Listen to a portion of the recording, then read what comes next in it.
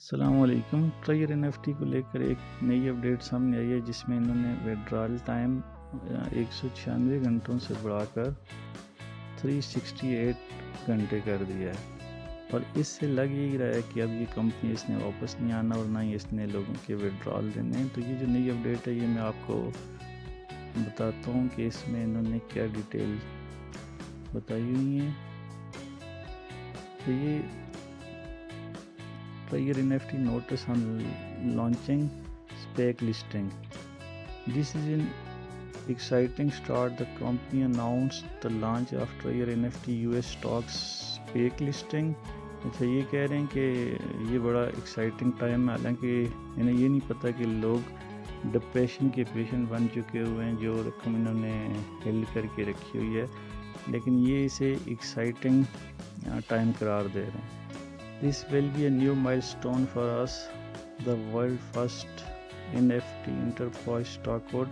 اچھا، اس کو میں مختصر کر کے آپ کو بتاتا ہوں کہ یہ کہہ رہے ہیں کہ ہم دنیا کی 4 بڑی کمپنی سے آڈٹ کروا رہے ہیں، اور اس کے لیے ہم نے جو ویڈرال ٹائم ہے وہ مزید ایکسٹینڈ کر کے 360 آور کر دیا ہے، یعنی 196 گھنٹوں سے بڑھا کر انہوں نے ویڈرال ٹائم 360 آور کر دیا۔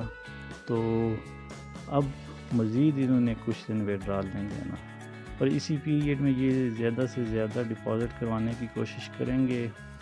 جیسا کہ یہ کہہ رہے ہیں، during this period we are very happy to launch NFT auction and public change to the communities simultaneously.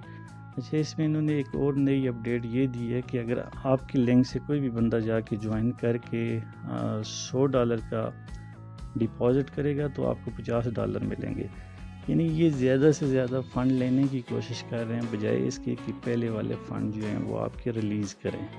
تو آپ لوگوں سے یہی ریکویسٹ ہے کہ آپ مزید اس کے اندر اس وقت تک ڈپازٹ نہ کریں جب تک آپ کو پہلے والے ویڈرال نہیں ملتے، اور یہ کمپنی ڈیلیڈ ٹیکٹس کا استعمال کر کے زیادہ سے زیادہ ڈپازٹ لینا چاہ رہی ہے، اور آپ لوگوں نے ان کو ڈپازٹ نہیں دینا۔